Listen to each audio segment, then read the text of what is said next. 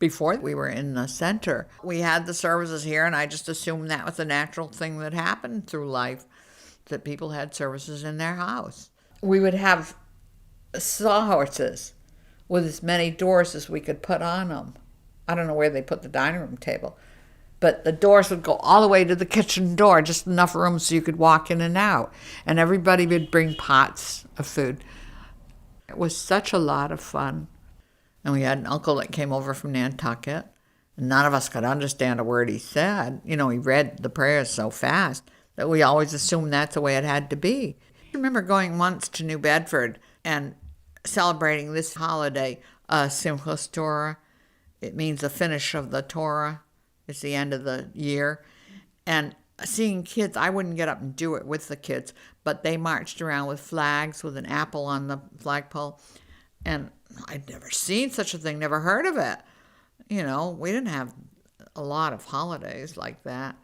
And I was flabbergasted at this. But once in a while, maybe twice in my whole life, we went over to Onset for the holiday because my mother insisted on having a weekend off. We did get together sometimes, big picnics, the whole community. The Millers lived, he was a junk dealer, and they had a big plot of land on the Edgartown Road near where the telephone company on that side of the road.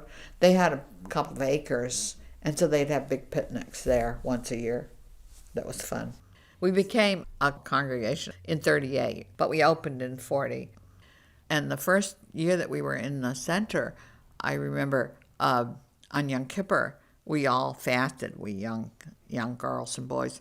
And at night, we went to Mrs. LeBeau's and had a sundae. She made the best sundaes. I can still remember how good they were. Nobody has ever made such good ones. Or maybe because we were hungry, you know, after fasting all day, and so proud of ourselves because we did fast. So when you were young, who were the essential people at the Hebrew Center? My mother and father, and my father's brothers, and of course the older Brickmans, and the Millers, they moved away because we weren't Orthodox, and the Osmonds moved away because we weren't Orthodox. And the Pearlsteins, he was our first president, and she was the women's president. We had two groups, the women and the men, which was good because the women make the money, and we used to be so proud. We would give them, $500 or $600 a year, and we were so proud of ourselves. We would have card parties or bake sales, rummage sales, which made good money, even sell chances on things. Ida Levine would have chances in her store for a turkey at Thanksgiving, and she'd get really mad if you didn't buy one. It was only 25 cents. We really raised it little by little by little till we could burn that mortgage. In an ashtray, we burned a piece of paper.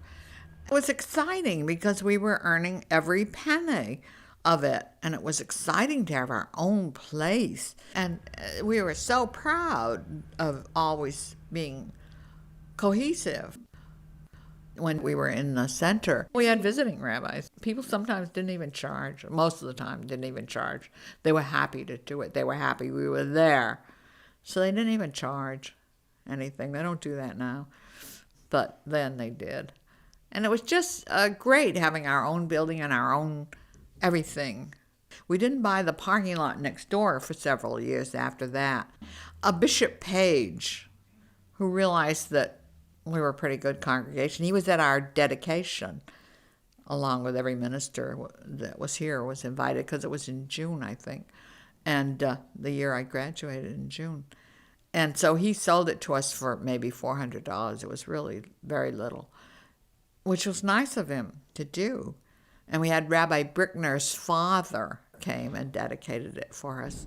He was a nifty guy, and his son is a nifty guy.